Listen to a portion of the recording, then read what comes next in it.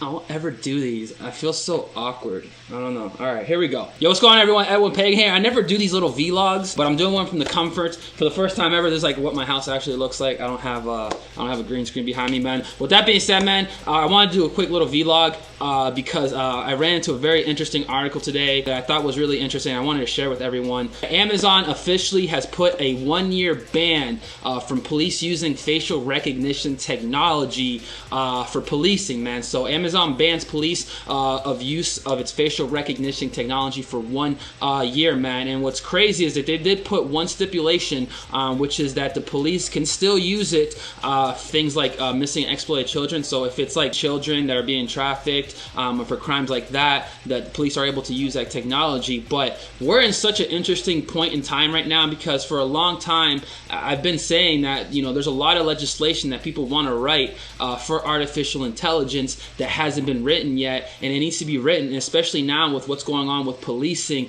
it's more important than ever that we establish laws for artificial intelligence, man. And a lot of people don't understand how artificial intelligence and facial recognition technology can be used for policing. And so to kind of break it down for everyone, to kind of give you how an idea of how it works, man, imagine that your face is a license plate, right? So imagine your face is a license plate, and the same way a cop can see your car and see the license plate and run it is how police are going to be able to look at your face and run that unique information about your face through a system and find out who you are. Now, traditionally, police departments couldn't really integrate this facial recognition technology because of the amount of infrastructure they would need, the amount of on-premise servers and connectivity and things like that. It wasn't worth the cost, right? But when you look at how if police connect into the Amazon Web Services, now they have the Amazon Web Services on their back end, now they're able to use this technology really well. And what you're going to create is you're going to create something called over-policing, right? And the reason I say that is because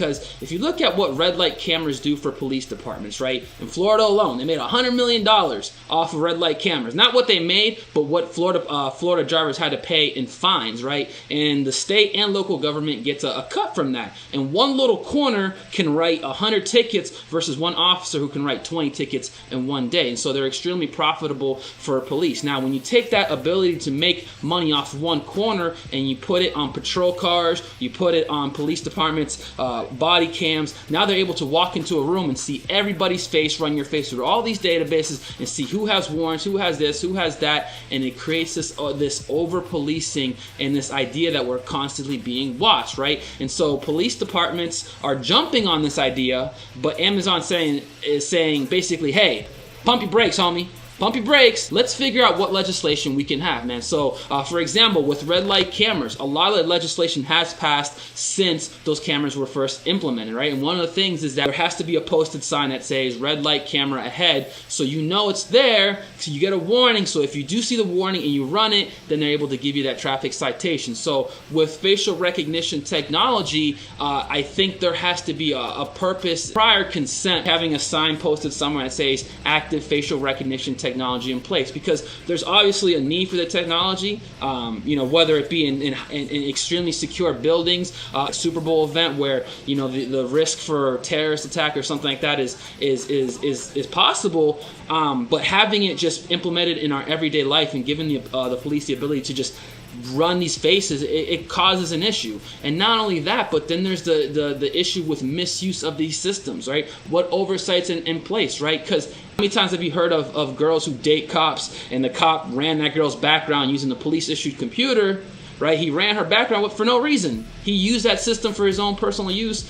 There's that possibility that these state and local departments will use that technology for that. So shout out to Amazon for kind of putting their foot down and saying, hey, yo, we know we got a good system, but you guys need to get your stuff together and create some legislation, some guidelines before we give you the full potential use of this technology, man. So that's kind of what I wanted to talk on about this, like a little short clip. As always, make sure to check out the Word on the Road podcast where I talk more in depth about technology articles that I find on the internet, man. But let me know what you guys think. Leave your comments below, like the video, subscribe to the channel, and until next time, guys, take care, everyone.